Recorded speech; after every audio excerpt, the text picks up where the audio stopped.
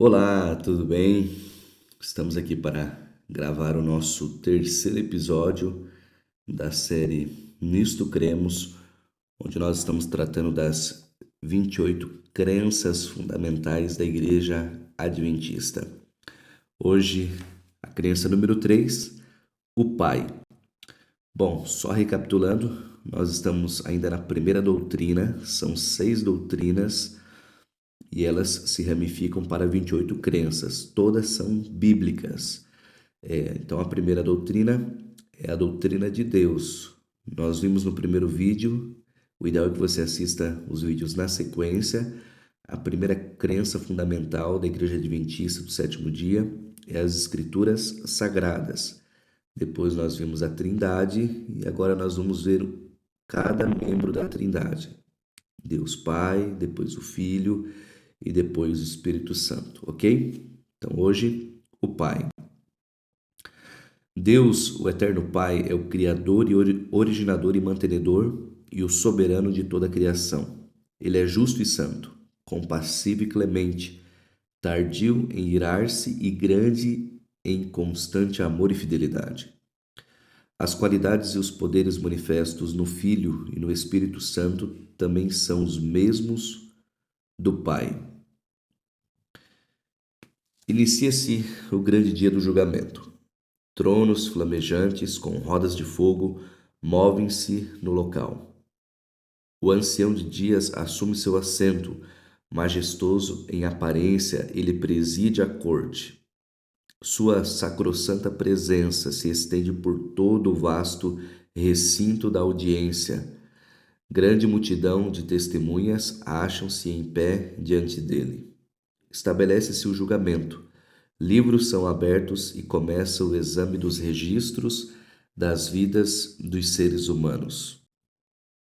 Todo o universo estivera a cooperar por esse momento. Estivera a esperar por esse momento. Deus Pai executará sua justiça contra todos os pecadores impenitentes. A sentença é pronunciada. Fez-se justiça aos santos do Altíssimo. Louvor transbordante de gratidão e ações de graça reverberam por todo o céu. O caráter de Deus é agora contemplado em toda a sua glória. Seu maravilhoso nome é vindicado por todo o universo. Lampejos do Pai. Deus Pai é frequentemente mal compreendido. Muitos parecem conhecer muito bem a missão de Cristo na Terra em favor da humanidade, bem como o papel do Espírito Santo no interior do indivíduo. Mas o que tem o Pai a ver conosco? Ele, em contraste com o gracioso Filho e o Espírito, parece estar totalmente afastado de nosso mundo. O Senhor ausente, a distante causa primeira? Ou seria ele, segundo creem alguns, o Deus do Antigo Testamento, um Deus vingativo, caracterizado pelo preceito olho por olho, dente por dente? Um Deus inflexível que requer obras perfeitas? Ou estará pronto a punir? Um Deus que aparece em notável contraste com um quadro pintado pelo Novo Testamento, que é o de um Deus amorável que oferece a outra face e recomenda que se ande a segunda milha. Na realidade, está numa forma de pergunta, né? Deixa eu só voltar aqui, perdão. Um Deus que parece notável, em notável contraste com um quadro pintado pelo Novo Testamento, que é de um Deus amorável que oferece a outra face e recomenda que se ande a segunda milha. Deus Pai no Antigo Testamento. A unidade do Antigo e do Novo Testamentos e o plano da redenção que ambos apresentam em comum são revelados pelo fato de que é o mesmo Deus que fala e age em ambos os testamentos em favor da salvação de seu povo. Havendo Deus outrora falado muitas vezes e de muitas maneiras aos pais pelos profetas, nestes últimos dias nos falou pelo Filho, a quem constituiu herdeiro de todas as coisas, pelo qual também fez o universo. Embora o Antigo Testamento faça alusão às pessoas da divindade, não faz distinção entre elas. Mas o Novo Testamento deixa claro que Cristo, ou Deus Filho, foi o agente ativo da criação e que foi ele o Deus que conduziu o povo de Israel para fora do Egito. Aquilo que o Novo Testamento diz a respeito do papel de Cristo na criação e no Êxodo sugere que, mesmo nos tempos do Antigo Testamento, somos levados a ver muitas vezes o quadro de Deus utilizando o agenciamento de seu Filho. Deus estava em Cristo reconciliando consigo o mundo. O Antigo Testamento descreve o Pai nos seguintes termos: um Deus misericordioso. Nenhum ser humano pecador conseguiu jamais ver a Deus. Tampouco temos alguma fotografia de sua pessoa. Deus demonstrava seu caráter pelos seus atos graciosos e pelo quadro de palavras que ele proclamou a Moisés. Senhor, Senhor, Deus compassivo, clemente e longânimo, e grande misericórdia e fidelidade, que guarda a misericórdia de 1000 gerações, que perdoa que perdoa a iniquidade, a transgressão e o pecado, ainda que não inocente o culpado, e visita a iniquidade dos pais nos filhos e nos filhos dos filhos, até a terceira e quarta geração. Ainda assim, há que se observar que a misericórdia não perdoa cegamente, mas é orientada pelo princípio da justiça. Aqueles que rejeitam sua misericórdia colherão o fruto da punição que ele executará sobre a iniquidade. No Sinai, Deus expressou seu desejo de ser amigo de Israel, de estar com o povo. Disse ele a Moisés: e me farão um santuário e habitarei no meio deles. Pelo fato de ser o lugar terrestre da habitação de Deus, esse santuário se tornou o ponto central da experiência religiosa de Israel. O Deus do concerto. Ansioso por estabelecer relações duradouras, Deus celebrou solenes concertos com pessoas tais como Noé e Abraão. Esses concertos revelam um Deus pessoal e amorável, interessado nos assuntos de seu povo. A Noé, ele concedeu a certeza de estações atmosféricas regulares e que jamais a terra tornaria a ser destruída por um dilúvio. A Abraão ele prometeu numerosa descendência e uma terra na qual ele e seus descendentes poderiam habitar. Um Deus redentor. Na qualidade de Deus do Êxodo, ele conduziu miraculosamente uma nação de escravos rumo à liberdade. Esse grande ato redentivo representa o pano de fundo de todo o Antigo Testamento e constitui um exemplo de seu ardente desejo em ser nosso Redentor. Deus não é uma pessoa distante, separada e desinteressada, mas alguém muitíssimo interessado em nossas ocupações. Os Salmos revelam de modo especial a inspiração proveniente das profundezas do amorável envolvimento divino. Quando contemplo os teus céus, obra dos teus dedos, e a lua e as estrelas que estabeleceste, que é o homem que dele te lembres, e o filho do homem que o visites. Eu te amo, ó Senhor, força minha. O Senhor é a minha rocha, a minha cidadela, o meu libertador, o meu Deus, o meu rochedo em que me refugio, o meu escudo, a força da minha salvação, o meu baluarte. Pois não desprezou nem abominou a dor do aflito. Um Deus de refúgio. Davi vislumbrou a Deus como alguém em quem podia encontrar refúgio. Algo muito parecido com as 6 cidades de refúgio dos israelitas, as quais abrigavam os fugitivos inocentes. O tema do refúgio, que é recorrente nos Salmos, retrata tanto a Cristo quanto ao Pai. A divindade era um refúgio. Pois no dia da adversidade, ele me ocultará no seu pavilhão. No recôndito do seu tabernáculo me acolherá. Elevar-me-á sobre uma rocha. Deus é nosso refúgio e fortaleza, socorro bem presente nas tribulações. Como em redor de Jerusalém estão os montes, assim o Senhor em derredor do seu povo, desde agora e para sempre. O salmista expressou o anseio que sentia por maior comunhão com o seu Deus. Como suspira a corça pelas correntes das águas, assim por ti, ó Deus, suspira a minha alma. A minha alma tem sede de Deus, do Deus vivo.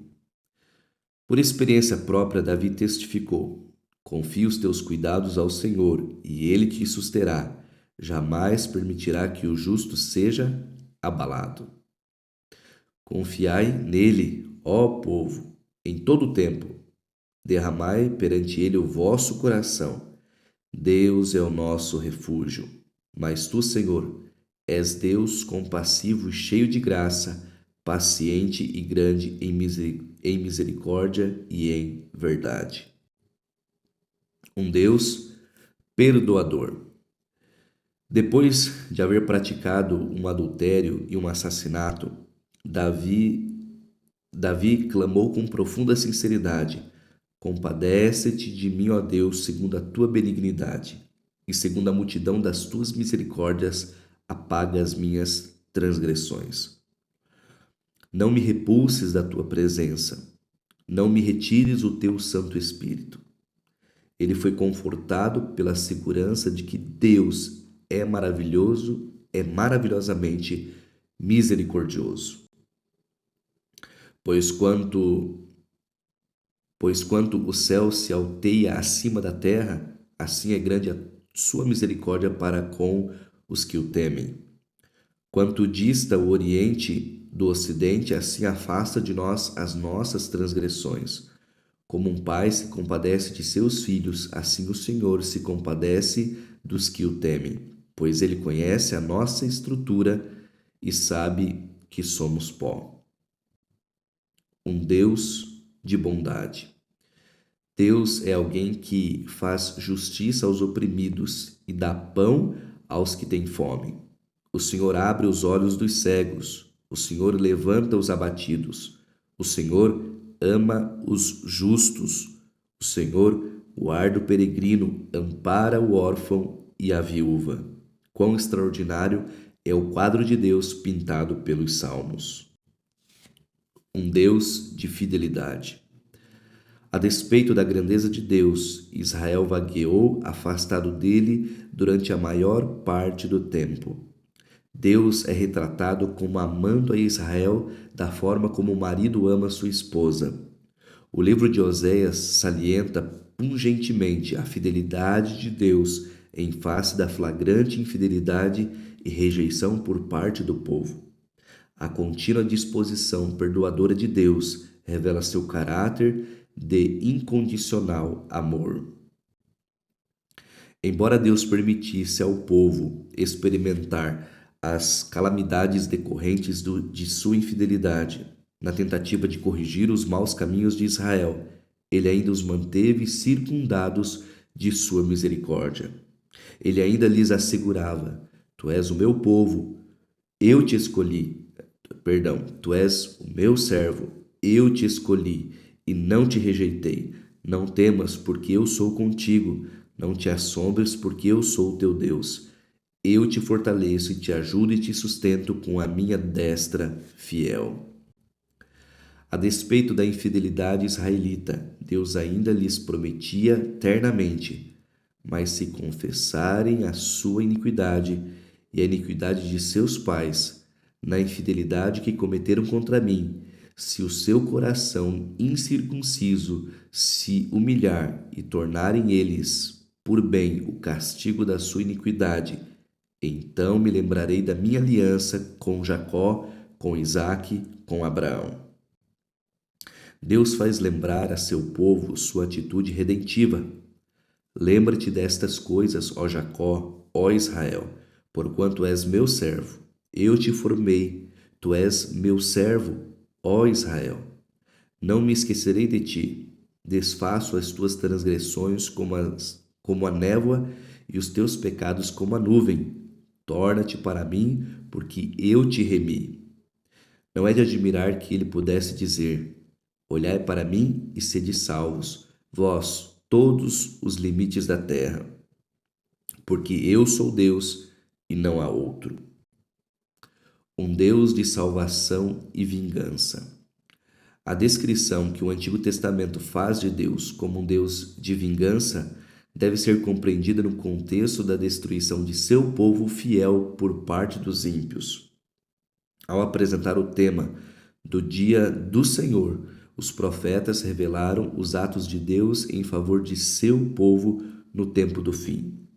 Trata-se de um dia de salvação para seu povo, mas um dia de vingança de seus inimigos, os quais serão destruídos. Dizei aos desalentados de coração: sede fortes, não temais, eis o vosso Deus.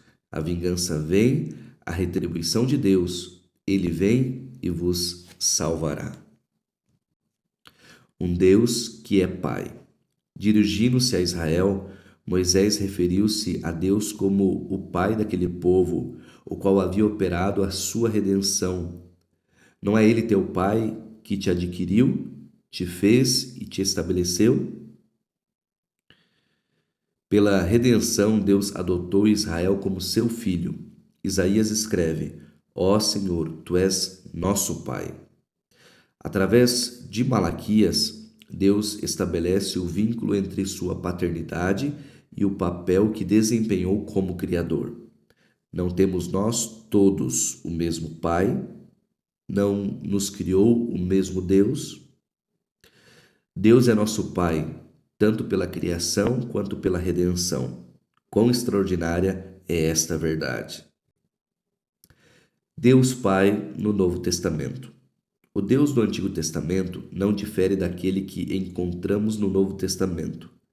Deus Pai é revelado como o originador de todas as coisas, o Pai de todos os verdadeiros crentes e, em sentido único, o Pai de Jesus Cristo, o Pai de toda a criação.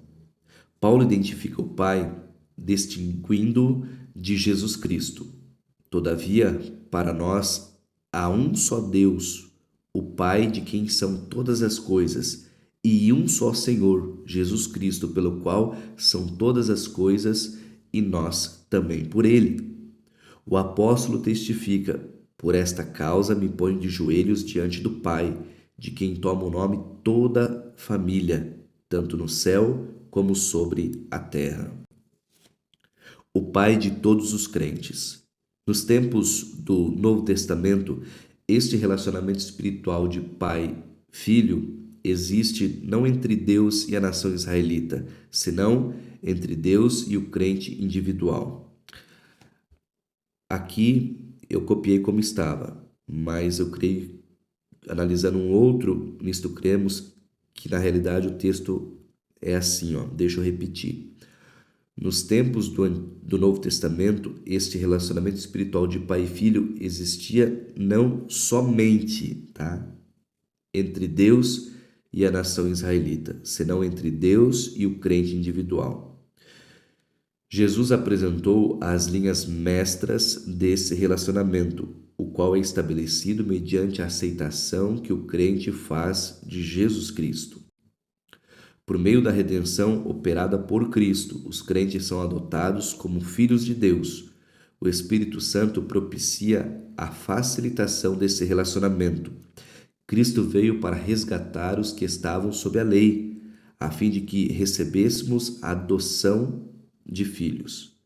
E porque vós sois filhos, enviou Deus ao nosso coração o Espírito de seu Filho, que clama: Abba, Pai. Jesus revela o Pai. Jesus, o Deus Filho, ofereceu a mais profunda visão do Pai quando, na qualidade de autorrevelação divina, se tornou em carne humana. João declara: ninguém jamais viu a Deus, o Deus unigênito que está no seio do Pai, é quem o revelou. Disse Jesus: Eu desci do céu. Quem me vê a mim, vê o Pai. Conhecer Jesus é conhecer o Pai. A epístola aos Hebreus salienta a importância dessa revelação pessoal. Havendo Deus outrora falado muitas vezes e de muitas maneiras aos pais pelos profetas, nestes últimos dias nos falou pelo Filho, a quem constituiu o herdeiro de todas as coisas, pelo qual também fez o universo. Ele é o resplendor da glória e a expressão exata do seu ser. Um Deus que dá. Jesus revelou seu Pai como um Deus doador. Podemos contemplar suas dádivas na criação, em Belém e no Calvário. Na criação, o Pai e o Filho agiram conjuntamente. Deus nos concedeu a vida, apesar de saber que isso conduziria, afinal, à morte de seu próprio Filho. Em Belém, deu-se a si mesmo ao nos doar seu Filho. Quanta dor experimentou o Pai ao ver seu Filho amado ingressar em nosso poluído planeta. Imagine os sentimentos do Pai quando teve de contemplar seu Filho trocar o amor e a adoração dos anjos pelo ódio dos pecadores, a glória e felicidade do céu pelo caminho que o conduziria à morte na cruz. Contudo, é o Calvário que nos propicia a mais profunda compreensão do Pai. Ele, sendo divino, sofreu as dores de ver-se separado do Filho, na vida e na morte. E este sofrimento foi muito mais profundo do que algum ser humano jamais poderia suportar. Ele e Cristo sofreram na mesma medida. Poderia ter sido dado maior testemunho acerca do Pai? A cruz revela, como coisa alguma poderia fazê-lo, a verdade a respeito do Pai. Um Deus de amor. O tema preferido de Jesus foi a ternura e o abundante amor do Pai. Disse ele: Amai os vossos inimigos e orai pelos que vos perseguem, para que vos tornei filhos do vosso Pai Celeste. Porque ele faz nascer o seu sol sobre maus e bons, e vir chuvas sobre justos e injustos. Será grande o vosso galardão, e sereis filhos do Altíssimo, pois ele é benigno até para com os ingratos e maus. Sede misericordiosos, como também é misericordioso vosso Pai. Ao abaixar-se e lavar os pés de seu traidor, Jesus revelou a amorável natureza do Pai.